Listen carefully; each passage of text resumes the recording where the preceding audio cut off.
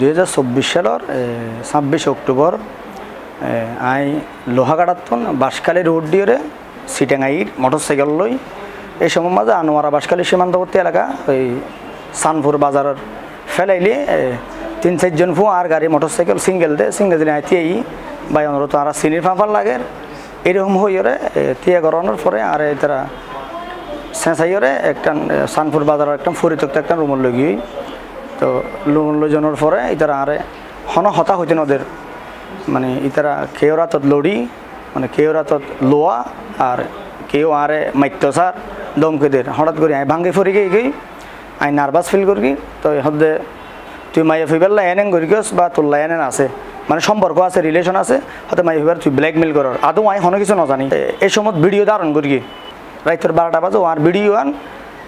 সমন্বয় কেমন শিবির কাটার বলি হয়ে গেলে ফেসবুকের মাঝে ট্যাগ লাগাই সারে দিয়ে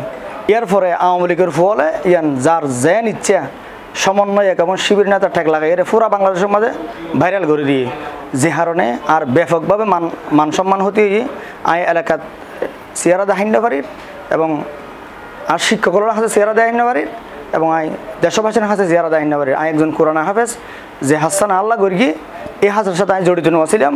এন আর ফাঁসানি হই এরপরে আই বিজ্ঞ আদালতের মাঝে মামলা করি ইতারার যারা যারা আসিল ইতারার লাই মামলা করি মামলায় সিবিআইরে তদন্ত করিয়ে আসামি যারারে করি ইতারার বিরুদ্ধে অভিযুক্ত করিয়ে আদালতের মাঝে সিবিআই প্রতিবেদন জমা দিয়ে এই মাসের চলিত মাসের 3 সেপ্টেম্বর 3 তারিখ আদালত তাইরে আত্মসমর্পণ করি এবং ইতারা আর যে হন দুষ্ণু আসিল ইতারা আর তৃতীয় পক্ষর ইন্ধনে তৃতীয় পক্ষ হনফজার করলে নহয় এবং হয়তো আর রাজনৈতিক এবং আর যেহেতু আন্দোলন সংগ্রামত আসিলাম এই উদ্দেশ্য লইয়ে তৃতীয় পক্ষর ইন্ধনে নাকি তারা নবুঝিয়ে এ হাসান গড়ি ফেলাই জিয়ানি তারা নিজেরাও অনুতপ্ত এবং আর হাস এবং দেশবাসীর হাসে ক্ষমা প্রার্থনা করি দেশবাসী আর এলাকা বন্ধু বান্ধব আর শিক্ষকদের উদ্দেশ্যে আর একখান আরজ থাকিব দে এই ঘটনার সাথে আমি বিন্দু পরিমাণ জড়িত নোয়াছিলাম আর ইতারা মানে যেভাবে ঘটনা করি যেন আই ঘটনা করি আদৌ আই ঘটনার সাথে বিন্দু পরিমাণ জড়িত নাই আর এ ঘটনা দিনের 11টার সময় পরে আরে পরিত্যক্ত রুম লই যাই